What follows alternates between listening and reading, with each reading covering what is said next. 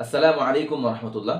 একজন বাবা মা হিসেবে আমরা সন্তানের কল্যাণ চাই, ভালো চাই, কিন্তু নিজেদের অজান্তেই তাদের খুব মারাত্মক ধরনের ক্ষতি করে ফেলি।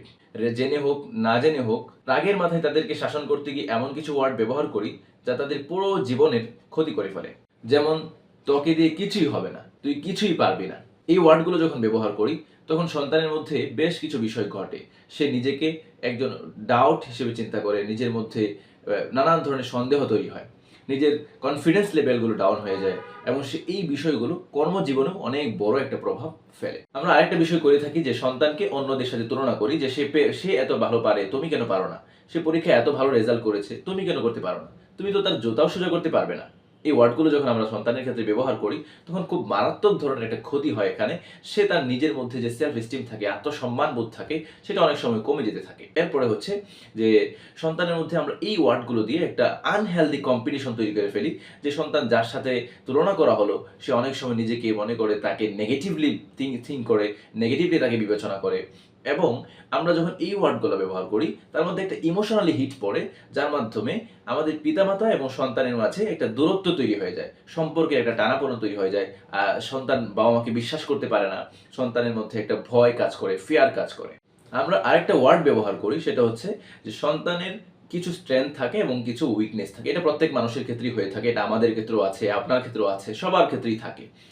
সো যখন সে কোনো ভুল করে অথবা কোনো ধরনের অন্যায় করে ফেলে, তখন আমরা ওই মানে স্ট্রেংথের উপর হিট না করে আমরা উইকনেসের উপর হিট করি। তখন এই যে আমরা উইকনেসের উপর হিট করে তাকে আঘাত করি, তখন এই আঘাতগুলো তার পুরো জীবনে একটা অনেক বড় প্রভাব ফেলে। এর একটা বাস্তব দৃষ্টান্ত দিই, যে আমাদের একটা ভাই, তার বয়স এখন বর্তমানে 40 বছর বয়স। সে খুব ভালো করে কমফোর্ট ফিলের সাথে কথা বলতে পারে না এবং কোনো কন্টেন্ট তৈরি করতে গিয়ে সে নিজেকে মনে করে যে আমি মনে হয় আমার কণ্ঠটা বা ভোকালটা খুব একটা ভালো না। এটা তৈরি হয়েছিল খুব ছোট্ট একটা বয়সে। যখন স্কুলে তিনি পড়তেন তখন স্কুলে আহ, বেশ কিছু ছাত্র অথবা টিচার কোনো একজন বলেছিল যে তোমার ভোকালটা খুব একটা ভালো না। তো এখন দেখেন, এখানে 40 বছর বয়সে এসে তিনি থিঙ্ক করছেন যে আমার কণ্ঠটা ভালো না, কারণ আমাকে অনেকেই বলা হয়েছিল স্কুলে যে আমার কণ্ঠটা কেমন যেন, মানে কেমন। আসলে এখানে একটা চিন্তার বিষয় হলো যে এখানে তার কণ্ঠটা খুব একটা ভালো না, বিষয়টা এমন না, তার কণ্ঠটা ভালো। বাট আমাদেরকে ছোট্ট সময় যে মাথায় ঢুকিয়ে দেওয়া হয়েছিল যে তোমার কণ্ঠটা ভালো না, তোমার কণ্ঠটা অন্যরকম, এই যে একটা থিং বা এই যে একটা বিষয়, এটা 40 বছর বয়সে এসেও তার মধ্যে খুব মারাত্মকভাবে প্রভাব ফেলেছে।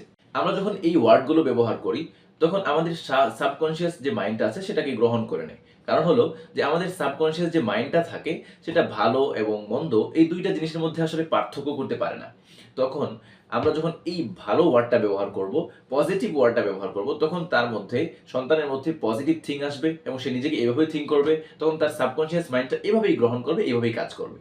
আর যখন আমরা বেড ওয়ার্ডগুলো ব্যবহার করব, খারাপ ওয়ার্ডগুলো ব্যবহার করব, এই ধরনের নেগেটিভ ওয়ার্ডগুলো ব্যবহার করব, তখন সে এভাবেই চিন্তা করবে এবং তার সাবকনশিয়াস যে মাইন্ডটা আছে সে এটা এভাবেই গ্রহণ করবে এবং সে এভাবেই কাজ করবে।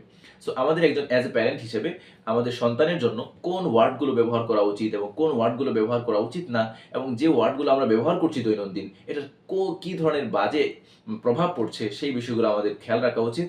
এবং আমরা এটার অল্টারনেটিভ হিসেবে কোন ওয়ার্ডগুলো আমাদের জন্য ব্যবহার করা উচিত, যেটা তার প্রতি ভালো ইফেক্ট পড়বে এবং ভালো প্রভাব ফেলবে, সেই ওয়ার্ডগুলো আমাদের প্রতিদিনে ব্যবহার করা উচিত। সো সকালে ভালো থাকবেন। আসসালামু আলাইকুম রহমতুল্লাহ।